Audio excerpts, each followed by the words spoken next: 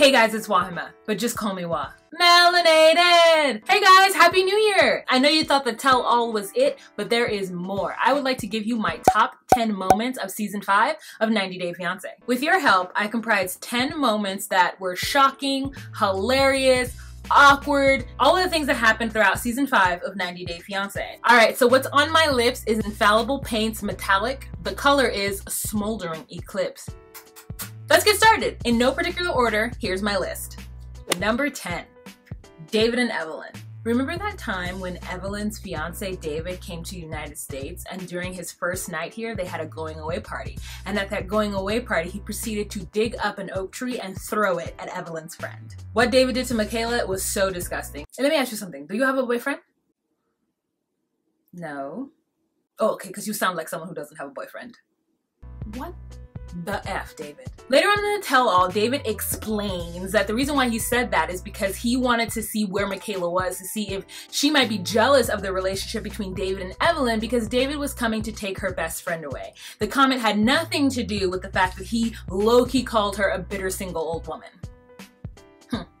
I see you, David. I see you. You don't fool me not 1 second. Number 9, Azana and Nicole. Azana's aunt makes a sheep head delicacy for Nicole to eat one day. And Nicole's sitting in the living room / dining room, and the aunt has presented her with this sheep's head on a platter. And Azana's trying to get her to eat some, and she's like, no, it's nasty, I don't want to eat it. And Azana says, this is the first time I see food in front of you and you don't eat. Oh my God. I mean, the whole thing with Nicole eating and her eating habits in Morocco is crazy.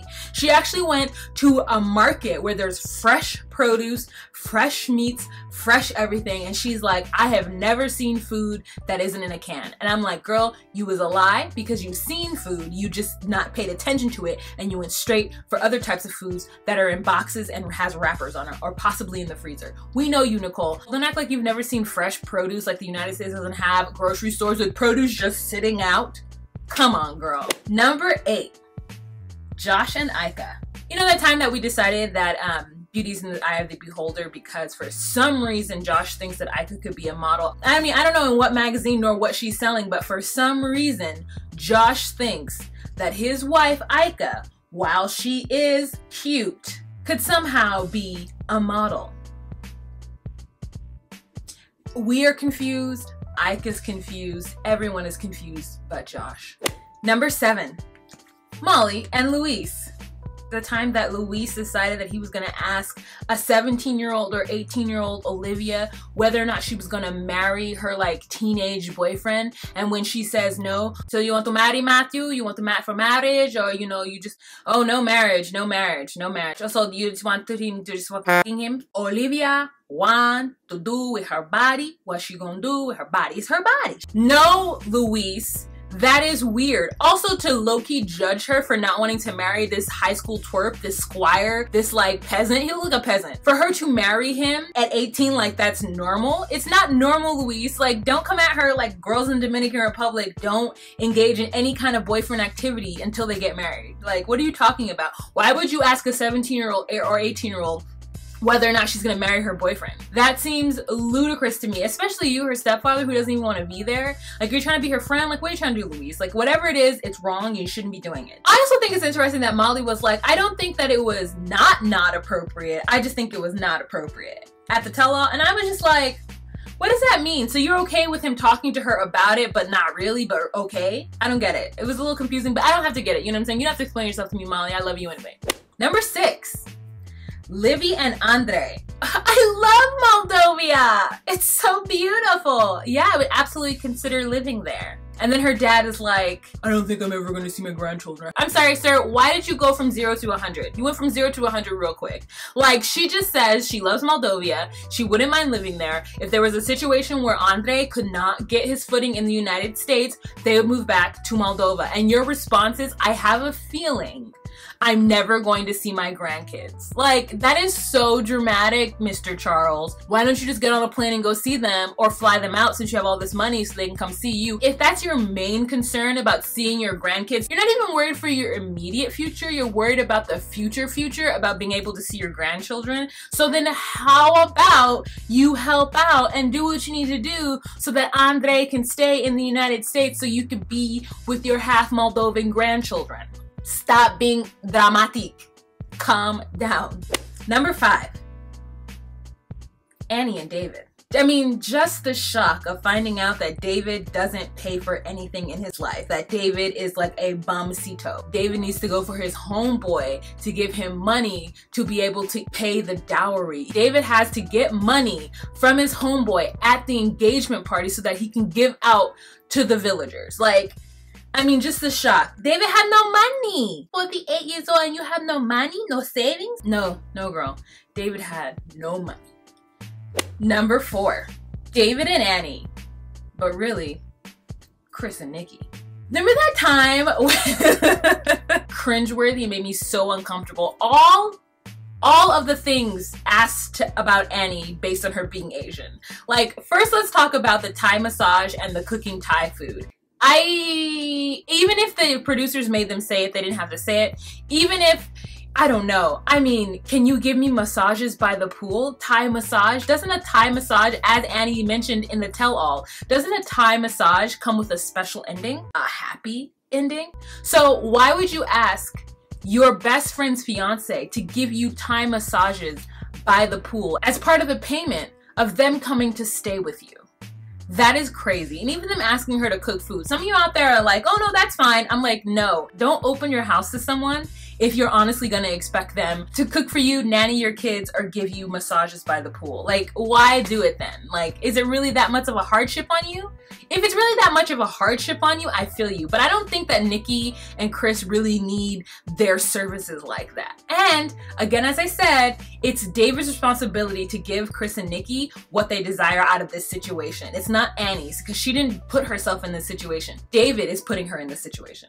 Also, like, them making some illusion that she could do nails, like David having some sort of conversation with Ashley via Skype about Annie doing nails. I don't know if they were going to the nail shop. I don't know if she asked if Annie could do nails. Like, that's crazy to think that every Asian woman knows how to put acrylics on your nails and sparkly and file them and all that. So that's crazy for you to think that they all know how to do that. It's insane.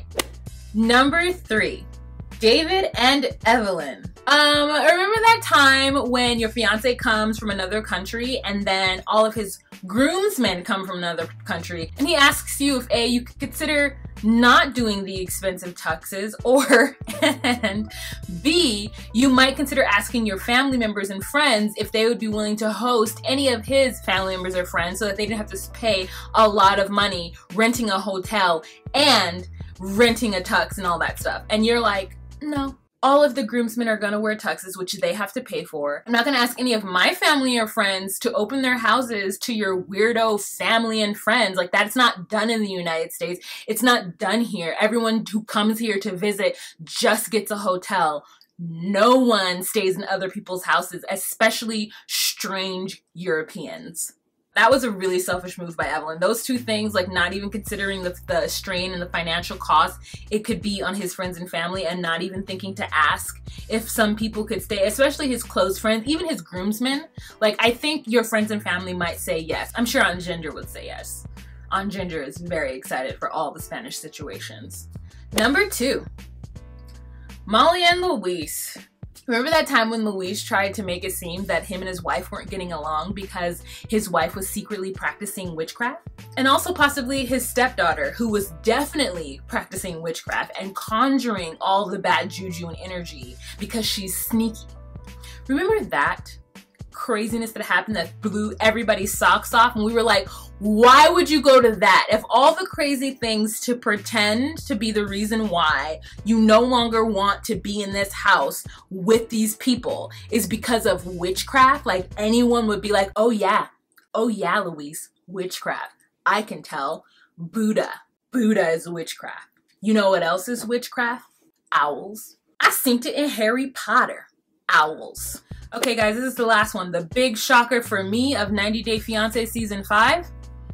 Annie and David girl. When Ashley swoops through and spills all the tea. First she told us that her dad cheated on her mom with prostitutes and that's why they broke up. Then he left, went on some soul-searching journey around the world with his friend Chris where they shared women and debauchery and all kinds of nonsense, and then went to Thailand and stayed there for 4 years, neglected his son, neglected her and her kids. Just an all-around douchebag dad and husband, and possibly douchebag person. Ashley's just come in and swooped in and given us all of our lives. She's been doing interviews with Auntie. I'm surprised she wasn't on the tell-all. That would have been interesting if she's on the tell-all though, for real, for real, for real.